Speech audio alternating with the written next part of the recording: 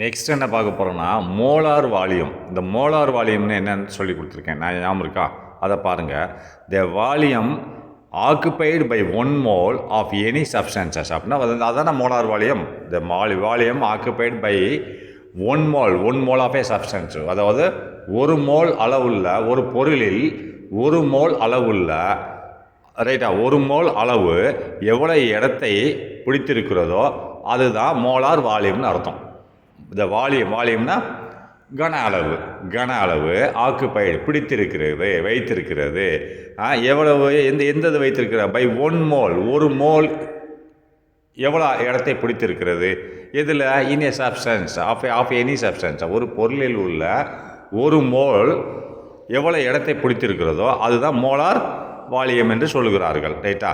இன் gaseous stage இதில் எந்த நிலைமையிலன்னா வாயு நிலைமையில் ஒரு பொருளில் 1 mole என்பது எவ்வளோ இடத்தை 1 mole ஆனது எவ்வளோ இடத்தை பிடித்திருக்கிறதோ அதுதான் வால்யூம் சொல்லுகிறார். வால்யூம் அதாவது மோலார் வால்யூம் என்று சொல்லுகிறார்கள். ரைட்டா? மோலார் வால்யூம்னா நல்லா பார்த்துக்கோங்க. Next at A given temperature, அந்த இது எப்படி இருக்குன்னா at A given temperature and pressure is called molar volume. அப்படின்னா கொடுக்கப்பட்ட வெப்பநிலையில், நல்லா பார்த்துக்கோங்க, கொடுக்கப்பட்ட வெப்பநிலையில் மற்றும் அழுத்தத்தில், நல்லா பார்த்துக்கிட்டிங்களா, கொடுக்கப்பட்ட வெப்பநிலை temperature at A given temperature and pressure, கொடுக்கப்பட்ட வெப்பநிலை மற்றும் அழுத்தத்தில் ஒரு வாயுவானது எது ஒரு பொருளில் உள்ள ஒரு வாயுவானது 1 mole ரைட்டா 1 mole அளவு எவ்வளோ இடத்தை பிடித்திருக்கிறதோ அதைத்தான் மோலார் வால்யூம் என்று குறிப்பிடுகிறார்கள். ரைட்டா? இதில் உதாரணமாக பாருங்களேன். அதாவது இங்கே நான் இது என்ன சொல்லியிருக்கேன் பாருங்கள். அதாவது கொடுக்கப்பட்ட வெப்பநிலை மற்றும் அழுத்தம்னு சொல்லிட்டேன். அப்போ நம்ம என்ன வெப்பநிலை அழுத்தம் கொடுக்குறோமோ அதுக்கு தக்கனதான் அந்த கேஸ் ஒரு இடத்த ஆக்கிரமிச்சு பண்ணியிருக்கு. ஒரு கொள்ளளவை ஆக்கிரமிப்பு மாறி பண்ணும். நம்ம டெம்பரேச்சர் கூட்டினாலும் குறைச்சாலுமோ இல்லை ப்ரெஷரை கூட்டினாலும் குறைச்சாலும் அதுக்கு தக்கன அந்த இடம் ஆக்குப்பை பண்ணிடும். ரைட்டா? அட் ஏ கிவன் டெம்பரேச்சர் கொடுக்கப்பட்ட வெப்பநிலையில். ரைட்டா?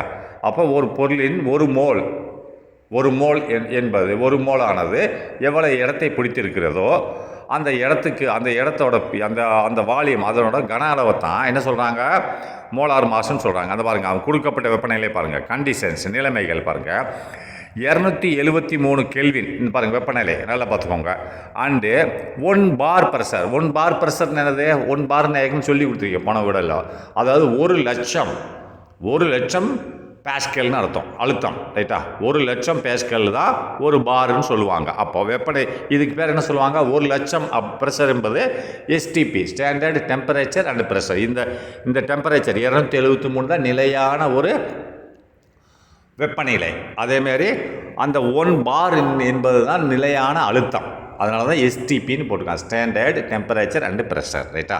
அப்போ இந்த நிலையான வெப்பநிலை மற்றும் நிலையான அழுத்தத்தில் அந்த கேஸ் அது சொல்கிறாங்கல்ல கொடுக்கப்பட்ட வெப்பநிலை அண்டு ப்ரெஷர்னு சொல்லலாம். அந்த கொடுக்கப்பட்ட வெப்பநிலை அண்டு ப்ரெஷரில் எவ்வளோ இடத்த பிடிச்சிருக்கு அப்படின்னா அந்த volume occupied by 1 mole of gaseous substance அப்படின்னு சொல்லியிருக்கான். இன் பார் அப்படின்றான். அதாவது வால்யூம்னு கன அளவு பிடித்திருக்கிறது, வைத்திருக்கிறது. இது 1 mole of a substance 1 mole of gaseous substance. அப்போ வாயு நிலையில் உள்ள ஒரு பொருள் 1 mole அளவுள்ள கன அளவு 1 mole அதாவது வாயு நிலையில் உள்ள ஒரு பொருளின் 1 mole ஆனது 1 mole எவ்வளோ பிடித்துள்ள கன அளவு பார்த்துக்கோங்க. வாயு நிலையில் உள்ள பொருளில் 1 mole ரைட்டா எண்ணிக்கையில் உள்ள இது பிடித்திருக்கக்கூடிய கன அளவுன்னு சொல்கிறாங்க. அது எவ்வளோ பிடிச்சிருக்கு அப்படின்னு சொன்னீங்கன்னா இன் லிட்டரில் சொல்கிறான். இதெல்லாம் லிட்டரில் தான் 22.71. இதான் ஸ்டாண்டர்ட் டெம்பரேச்சர் அண்ட் ப்ரெஷர். ரைட்டா? அடுத்து நம்ம டெம்பரேச்சரை கொஞ்சம் மாற்றுவோம், இல்லை ப்ரெஷரை கொஞ்சம் மாற்றுவோம். என்ன செய்யுதுன்னு பார்ப்போம்.